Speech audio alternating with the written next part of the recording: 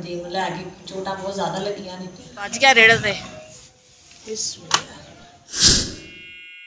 वालेकुम मेरे बहन भाइयों, क्या हाल चाल है? मैं ठीक ठाक हूँ। मेरी बात है कि आप सब भी ठीक ठाक होंगे, जहाँ भी रहे खुश रहे, आबाद रहे, हंसते रहे, मुस्कुराते रहें। हमारी आज की सुबह, आज के व्लॉग का करते हैं आगाज़। देखो बहन भाई हमारे साथ साथ जो भी घर का काम होगा, रूटीन होगी, सब बहन भाइयों से शेयर करेंगे। तो जी चाय बन गई माशाल्लाह, बना लिए। मैं आटा भी गूंद लिया, इधर पेड़े भी बना लेने। करते हैं नाश्ते की तैयारी। रोटी उन्हें बननी।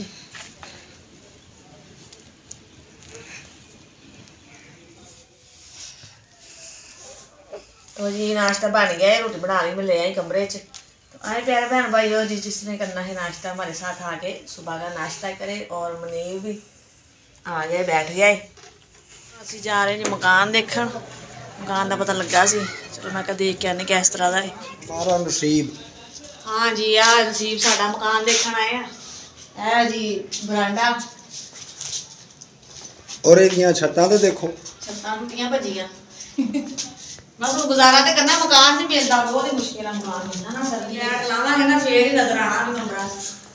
कर रहे हैं सफाई कमरे की, जाले ला रहे तो छत ना। कमरे च नेरा ही बहुत है। सारी जिंदगी में मेरा हो गया। अल्लाह ताला रोशनी करेगा।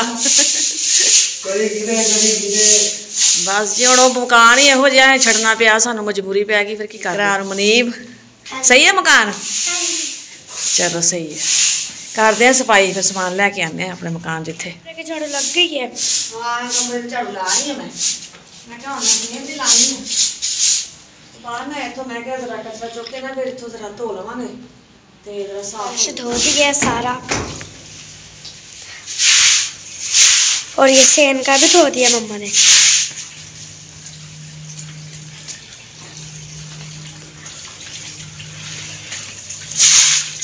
मम्मा जी इधर बैठी हैं।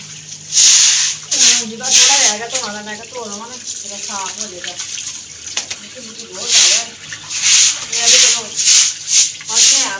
बहुत ये सामान, हाँ जी सामान मैं इकट्ठा कर लिए।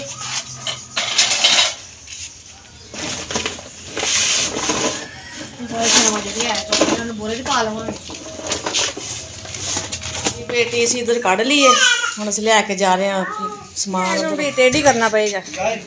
चलो ठीक, पेटी रख दी रेड़े ते। इधरों जगह भी जे खाली कमरा। मेरा भाई भी आया है और भैन बनी वो भी आई है नाल, वो भी बेचारे समान बन्नन दे ने। कहती चल बाजी तुम कल्ले थक जाओगे तो तुहाडे नाल मैं भी चलो करवा देंगे।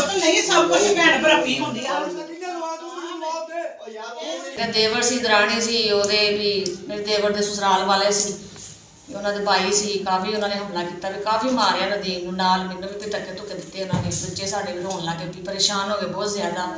तो फिर मैं अपने भाई नूं बुलाया, तो दोस्त रहते थे उन्होंने बुलाया, फिर वो आए नदीम नूं लैके चोटां बहुत ज़्यादा लगियां ने। तो वो लैके फिर भी मैं एमरजेंसी में चलो कहते भाभी तुसीं परेशान, तुसीं घर रहो, असीं लैके जाने, असीं आने फिर दवाई लैके आने, फिर तुहानूं फिर दसदे हैं। अज इत्थे मकान गल पता नहीं कित्थे लभना है। अल्लाह के यो दुआ वे गल्ला सोनिया अपना ही दे दे, भावें छोटा जिहा मकान ही होवे, चलो इंसान गुजारा कर लेंदा है। लेकिन किराए का बहुत ही मुश्किल होया पिया है। जिहड़ा समान चुक के जिहड़ा इधर उधर लैके जाना ना, ये बहुत परेशानी है, बहुत ही ना टेंशन बनी हुई है। अल्लाह ताला सब की टेंशन दूर करे, मुश्किल आसान करे, आमीन। बस छोटा मोटा हुण बस समान जिहड़ा खिलरिया होया बस, बाकी जिहड़ा भी पेटी चारपाइयां इत्थे मेज़ पिया सी, किचन बनाया ही जिहड़ा काफ़ी दूर पहले सी भी 2-3 गलियां का फासला, हुण जरा ज़्यादा ही दूर है। भी परे रोड के उत्ते लियाए मकान, क्योंकि लागे मिलता ही नहीं सी पिया।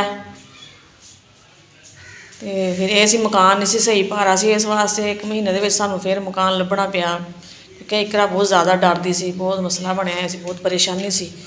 इस वास्ते दोबारा मकान सानू भी तब्दील करना पिया। ऐ सैट बाहर रख दो। तो जी पेटी लाती वा इधर मैं क्या जो सिंगल बैड पिया ना, कोशिश आ लिया भी खिलरिया पिया समान सारा ना।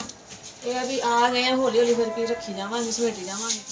नदीम लैके ना आ लिया मैं घर, तो फिर मैं आ गई इधर। मैं क्या बाजी मैं नाल ले आई कि चल मैं क्या मैं थोड़ा बहुत समान तो भी सही करा इधर आके, मनी डावा आ के चलो बैठ जाएंगे।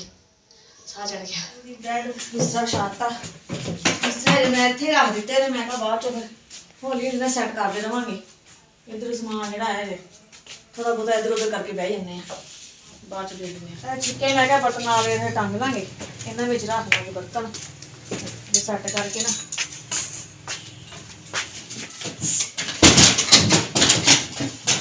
ਜੀ ਪੇਟੀ ਤੇ ਚੱਦਰ ਪਾਤੀ ਹੈ ਮੈਂ, ਸੰਦੂਕ ਵੀ ਇੱਧਰ ਉੱਤੇ ਰੱਖ ਦਿੱਤਾ ਹੈ। ਬਾਕੀ ਜਿਹੜਾ ਸਮਾਨ ਥੱਲੇ ਪਿਆ ਉਹ ਵੀ ਪੇਟ ਦੇ ਉੱਤੇ ਰੱਖ ਦਿੰਦੇ ਹਾਂ ਲਾ ਕੇ ਨਾ।